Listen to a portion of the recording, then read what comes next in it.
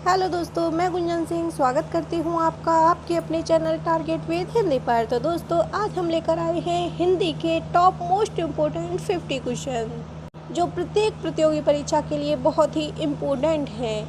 यह क्वेश्चन बार बार रिपीट होते हैं, प्रत्येक परीक्षा में अक्सर यहाँ से क्वेश्चन जरूर बनते हैं, इसीलिए एक बार इन क्वेश्चंस को अवश्य देखें। तो चलिए बिना समय को व्यर्थ गवाए शुरू करते हैं हम most important question. Gujarati, Punjabi, Marathi एवं सिंधी भाषा में से किसका विकास शौरसेनी अपभ्रंश से हुआ? तो गुजराती भाषा का विकास शौरसेनी अपभ्रंश से हुआ। नेक्स्ट है, शिव सिंह सरोज का प्रकाशन हुआ तो वह हुआ था 1883 ईस्वी में। अगर हम बात करें तो इसका सर्वप्रथम प्रकाशन वह हुआ था 1878 ईस्वी में। उसके बाद 1883 में इसका तीसरा संस्करण प्रकाशित हुआ था। नेक्स्ट है, आदिकालीन काव्य ग्रंथों में कथा कहने की परंपरा को लक्ष्य करके पृथ्वीराज रासो के संदर्भ में आलोचक ने लिखा है, कथा की परीक्षा इतिहास की दृष्टि से नहीं काव्य की दृष्टि से होनी चाहिए। पुरानी कथाएं काव्य ही अधिक हैं, इतिहास वे एकदम नहीं हैं। यह कथन किसका है? तो यह कथन है हजारी प्रसाद द्विवेदी का। नेक्स्ट है, हजारी प्रसाद द्विवेदी के अनुसार 14वीं-15वीं शताब्दी के हिंदू मुसलमानों, सामंतों, शहरों, सेना के सिपाहियों और लड़ाइयों का जीवंत और यथार्थ वर्णन हुआ है। किसमें हुआ है? कीर्तिलता में। सगुनहि अगुनहि नहीं कछु भेदा, इस कथ्य को तुलसीदास ने किससे कहलवाया है? तो इस कथ्य को तुलसीदास जी ने शिव के द्वारा कहलवाया है। नेक्स्ट है, वल्लभाचार्य की मृत्यु के बाद कहा था कि पुष्ट मार्ग का जहाज जात है, सो जाको कछु लेना हो सो लेओ। यह किसने कहा था? तो यह कहा था विट्ठलनाथ ने। सूरसागर में जगह जगह दृष्टिकूट वाले पद मिलते हैं, यह भी अध्यापति का अनुकरण है। सूरदास से संबंधित उक्त विचार किसका है? तो वह है आचार्य रामचंद्र शुक्ल का। हय रथ पालकी गयंद ग्रह ग्राम चारू, आखर लगाए लेत लाखन के सामाहो। यह किसकी उक्ति है? तो यह पद्माकर की उक्ति है। प्रिय की सुधिसी ये सरिताएं, ये कानन कांतार सुसज्जित, मैं तो नहीं किंतु है मेरा हृदय किसी प्रियतम से परिचित, जिसके प्रेम पत्र आते हैं प्रायः सुख संवाद सन्निहित। यह पंक्तियां किसकी हैं? तो यह है राम नरेश त्रिपाठी की। नाटक जारी है, इस काव्य संग्रह के रचयिता कौन है? तो इसके रचयिता हैं लीलाधर जगूड़ी। दिनकर, निराला, पंत एवं प्रसाद में से आग और राख का कवि कहा जाता है। तो आग और राख का कवि कहा जाता है रामधारी सिंह दिनकर को। दीर्घ तपा, कितने चौराहे, मैला आंचल एवं परती परिकथा उपन्यास में से विश्वनाथ प्रसाद पात्र हैं। इन उपन्यासों में से जो विश्वनाथ प्रसाद हैं यह किसके पात्र हैं? तो यह मैला आंचल के पात्र हैं। बाल, वयसंधि और किशोर मन का मनोवैज्ञानिक अंकन किस उपन्यास में हुआ है? तो यह शेखर एक जीवनी उपन्यास में इसका अंकन हुआ है। अकहानी के प्रमुख प्रवक्ता हैं, तो अकहानी के प्रमुख प्रवक्ता हैं गंगा प्रसाद विमल। जय पराजय, रुपया तुम्हें खा गया, कृष्णार्जुन युद्ध एवं करबला में से प्रेमचंद का नाटक कौन सा है? तो प्रेमचंद का नाटक है करबला। नाथ संप्रदाय, प्रबंध प्रभाकर, साहित्य का मर्म एवं लालित्य मीमांसा में से हजारी प्रसाद द्विवेदी द्वारा रचित निबंध संग्रह नहीं है। तो ये जो प्रबंध प्रभाकर है यह हजारी प्रसाद के द्वारा रचित निबंध संग्रह नहीं है, यह है गुलाब राय द्वारा रचित। प्रगतिवाद शीर्षक पुस्तक के लेखक हैं, तो इस शीर्षक पुस्तक के लेखक हैं शिव कुमार मिश्र एवं शिवदान सिंह चौहान। सिख अमलदारी को उखाड़ती हुई ब्रिटिश साम्राज्यशाही का चित्रण हुआ है, यह हुआ है मैया दास की माड़ी उपन्यास में। भारतीय काव्य शास्त्र का नवनिर्माण शीर्षक निबंध के लेखक हैं, तो इस निबंध के लेखक हैं नंद दुलारे वाजपेयी। साहित्यकार की आस्था तथा अन्य निबंध ग्रंथ के रचनाकार हैं, तो साहित्यकार की आस्था तथा अन्य निबंध के रचनाकार हैं महादेवी वर्मा। कलम का मजदूर, कलम का सिपाही, मेरी पत्नी और भेड़िया, प्रेमचंद घर में, इनमें से जीवनी नहीं है।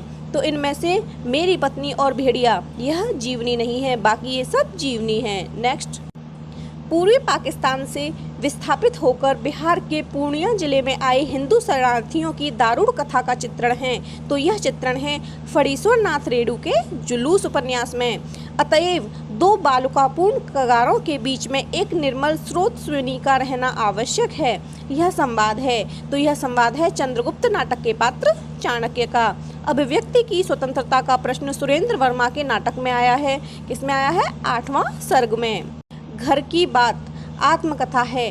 तो घर की बात किसकी आत्मकथा है? रामविलास शर्मा की। अनुभूति के द्वंद्व से ही प्राणी के जीवन का आरंभ होता है। उच्च प्राणी मनुष्य भी केवल एक जोड़ी अनुभूति लेकर इस संसार में आता है। उक्त कथन है तो यह भाव या मनोविकार निबंध से है। जयशंकर प्रसाद द्वारा रचित पहली कहानी है ग्राम। लाला भगवान दास और उसके परिवार की कथा किसमें वर्णित है? वाम शिक्षक उपन्यास में। लाला भगवान दास और उनके परिवार की कथा है वाम शिक्षक उपन्यास में।